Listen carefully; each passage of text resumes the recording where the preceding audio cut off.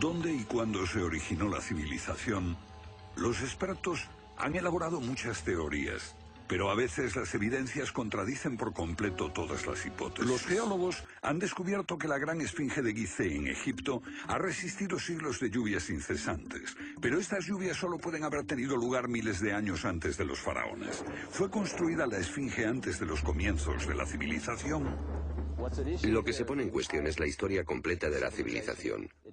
Puede que no haya ido en línea recta desde los estúpidos cavernícolas hasta los hombres tan listos de hoy con sus bombas atómicas. A veces, las pruebas que se hallan rompen todas las reglas. En este documental entrevistaremos a personas que están juzgando meticulosamente esas evidencias y elaboran nuevas teorías que pueden cambiar nuestra idea de la civilización humana. ¿La ciencia está pasando por alto evidencias de un pasado que hemos olvidado?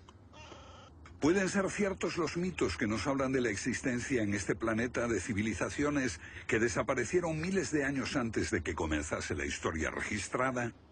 Una nueva clase de investigadores está estudiando las anomalías que la ciencia tiende a descartar.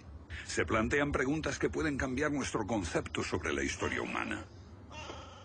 La fortaleza inca de Sacsayhuamán, de edad indeterminable y construida por gente que carecía de metales duros o de cemento, que no conocían la polea, ni la rueda, ni la grúa. Solo miren esta piedra. He contado 11 ángulos. Debe pesar más que 200 coches juntos y revela la increíble habilidad de la gente que la hizo. Y también algo más. Una capacidad asombrosa para manipular objetos de este tamaño. ¿Cómo diablos las levantaban? Bolivia. Las misteriosas ruinas de Tiahuanaco. La misma habilidad manual, una capacidad de construcción que resulta inexplicable.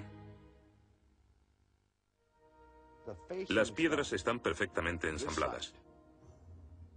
Intentemos insertar una aguja en cualquier punto de las junturas. La aguja no entra.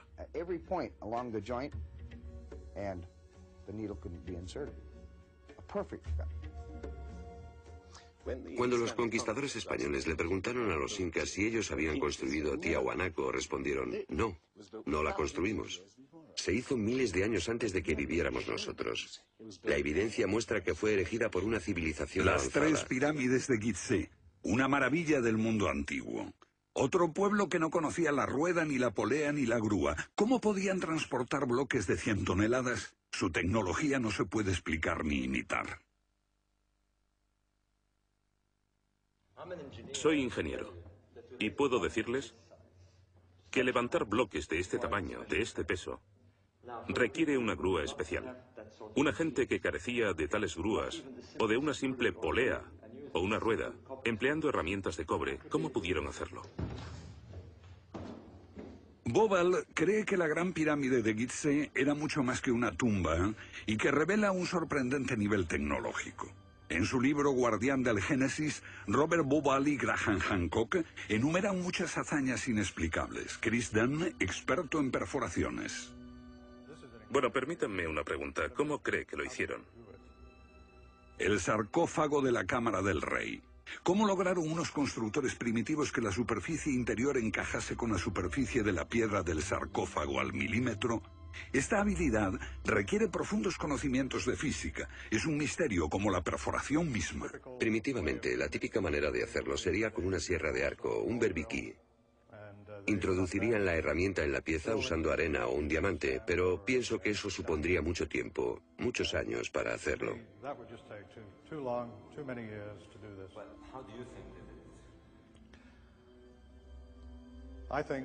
Creo que debieron haber usado herramientas más potentes. Hoy, para perforar esto, tendríamos que hacerlo a una velocidad de 6-10 milímetros por revolución de taladro en el granito. Ellos lo hicieron más rápido de lo que lo haríamos nosotros. Más rápido, investigadores como Chris Dunn se preguntan acerca del propósito de emplear este raro instrumento en un friso oculto.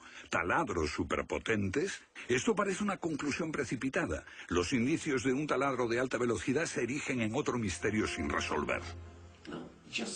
Ahora miren esto. La increíble precisión de la mano de obra. La total suavidad de las paredes en esta supuesta tumba para bueyes sagrados. Y que implica un alto nivel de destreza. Por supuesto, eso podría explicarse en términos de cientos de obreros puliéndolas durante 10 años seguidos. Pero, si hablamos del misterio de los vasos egipcios, no como este vaso de arcilla que acabo de comprar, sino vasos hechos de alabastro, basalto e incluso diorita, que es la piedra más dura de todas.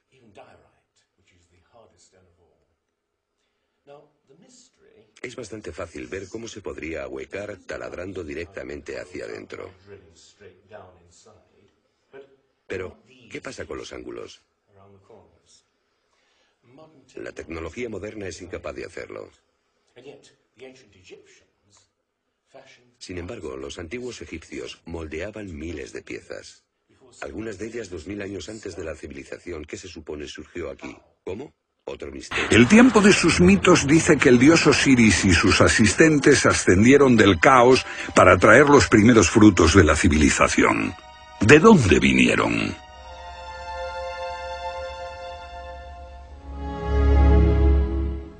Un dios muy parecido fue el señor de la antigua Tiahuanaco en Bolivia.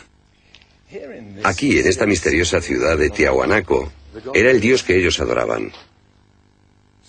Alto, con barba, descrito como blanco, Viracocha llegó en tiempos de caos y destrucción, atravesando los mares para llevar a la raza humana una especie de renovación.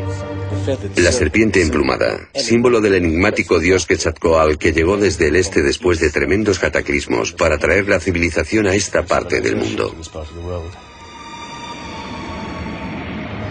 ¿Pudieron dioses como Osiris, Viracocha y Quetzalcóatl haber sido personas reales que llegaron de muy lejos? ¿Eran supervivientes de un cataclismo que destruyó sus hogares y su civilización? Ahora la pregunta que nos hacemos es esta. ¿Existió una remota civilización, hasta ahora sin identificar, que llegó a Egipto, México y Sudamérica? ¿Y que dejó su impronta en un cuerpo de conocimientos, por difícil que sea de discernir? Tomados por separado, acepto que los datos aislados revelan poco, pero consideremos juntos todos esos elementos comunes. Ambos lugares tienen enormes pirámides, alineadas exactamente con los puntos cardinales, e incorporan avanzados conocimientos matemáticos. Ambas culturas demostraban un asombroso conocimiento de astronomía, expresado en los grandes monumentos sagrados que erigieron. Aunque no conocían ni la polea ni la rueda, ambas pudieron hacer construcciones con enormes piedras finalmente ensambladas en un estilo único, con ángulos en forma de L y tornillos de metal. Y ambas utilizaron el proceso de la momificación para preservar y honrar a sus muertos. Aquí se halló una nueva y asombrosa pista cuando la doctora Balabanova, de la Universidad Alemana de Ulm, descubrió que muchas momias de Egipto contenían cocaína y nicotina, naturales de Sudamérica. Tengo una cantidad de cartas insultantes. Dicen que todo esto no tenía sentido, que yo fantaseaba, que era imposible porque estaba comprobado que antes de Colón esas plantas no existían en ninguna parte del mundo, excepto en América.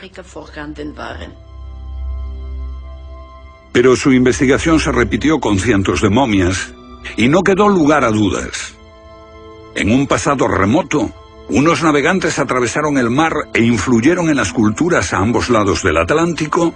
La idea está sugerida incluso por lo que no está allí. México, la antigua cultura de los mayas. Los sacerdotes mayas tenían tablas para predecir los eclipses de sol y de luna. Pero hay algo muy extraño. No conocieron nunca el simple principio de la rueda.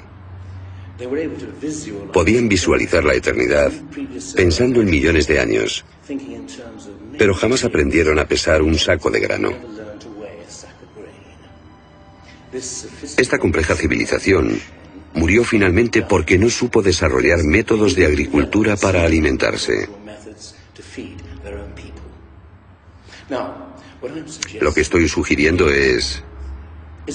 ¿puede que ellos heredaran una parte específica de su conocimiento de una civilización anterior, mucho más sabia?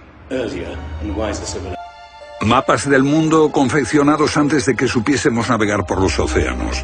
Técnicas de construcción inexplicables, un complejo conocimiento de las matemáticas y la astronomía. Si existió una tecnología tan avanzada capaz de dar sus conocimientos a los constructores de la Esfinge y a los pueblos de los Andes y México, ¿qué pasó con ella?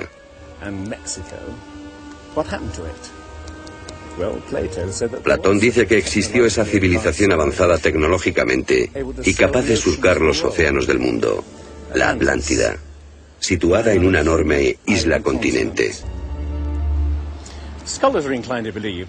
Los especialistas tienden a creer que el diluvio es una fantasía de los viejos poetas. Pero supongamos que los expertos se equivocan. Supongamos que una serie de terribles catástrofes naturales redujeron a nuestros ancestros a pequeños grupos que vivieron apartados y se esparcieron por todo el mundo. Lo que buscamos es una época que coincida perfectamente con los mitos. Igual que el zapato encaja en el pie de Cenicienta. Un surgimiento de volcanes nunca visto, acompañado por desórdenes atmosféricos y gigantescas inundaciones. Porque mientras las placas de hielo de más de 1 kilómetro de espesor se derretían en pocos años, el nivel de los mares aumentaba dramáticamente. De repente, los mares ocuparon lo que había sido suelo seco. Se podía caminar desde Gran Bretaña a Escandinavia antes de que una revolución climática diese forma al Mar del Norte. Fue un periodo en que las grandes inundaciones cubrieron las llanuras de América del Norte y por eso es que se encuentran esqueletos de ballenas en Michigan. ¿Fueron los comienzos de la civilización humana más remotos de lo que suponíamos? Puede que uno sienta que muchos elementos de esta hipótesis suponen conjeturas extravagantes que, vistas por separado, pueden ser todas discutibles. Pero si juntamos esas piezas, como las piezas de un puzzle, se empieza a ver que surge un modelo. Una civilización que se desvaneció y fue olvidada mucho antes de que comenzase el registro de la historia.